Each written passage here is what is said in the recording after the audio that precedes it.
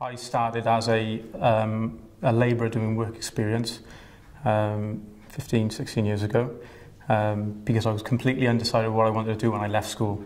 So my dad managed to get me a job with Willmott Dixon, who was working for Willmott Dixon at the time. And I enjoyed it that much. I seen an opportunity to be an apprentice carpenter. Went for that, got the job, very happy, and progressed my career then through my apprenticeship, working on lots of different sites and seeing all different kinds of people, which was really good. Once I sort of finished that, I was then given an opportunity to go on the Willmott Dixon training program. That was a 4 or 5 year training plan, basically, with Willmott Dixon, which was very tough and demanding for me, certainly because I wasn't an academic person by any way, but I enjoyed it that much. There was no way I was going to sort of fail. I wanted to make sure that, you know, I could do the job and do it successfully, and with the people I had around me, it made it so much easier. There was a lot of support from my line managers, from the site management staff. Training was, you know, as far as I could see, anything that I wanted to do, I was pushed and encouraged to do it. And you know, they're prepared to push you to your limit, understanding your limit, so you know exactly what you want to do. And when you're ready to push and break the boundaries, they're there pushing you along and helping you along all the way. So the training program to me was the best thing I'd done. I found, if you like, the administration side a little bit difficult to start with.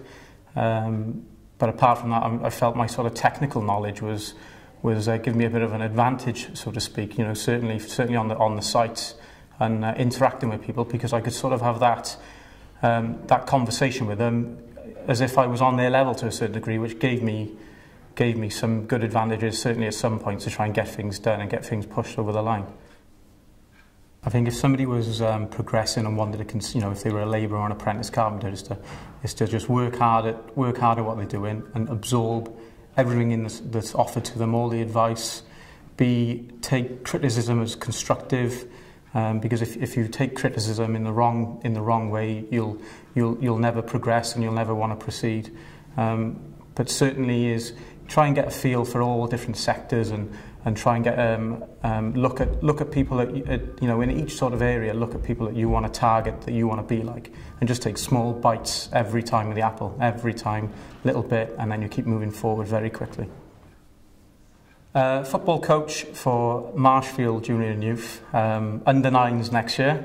Been doing it since under 7s, so it's been a tough couple of seasons, to say the least, to start with. We started off with 30 kids running around like lunatics on a football pitch, not even being able to kick a ball, understand what they need to do, and by using things that I've developed from work, such as if you like, management styles and people interaction skills, you can sort of try and get down onto their level and make things fun and enjoyable for them. And they've just come on leaps and bounds. You know, some of them are in Cardiff City Academy now, looking at, you know, at their own mini careers, if you like, as kids. So I mean, it's quite a passion at the moment. Certainly to see them progress, even though it's very stressful and more stressful than work.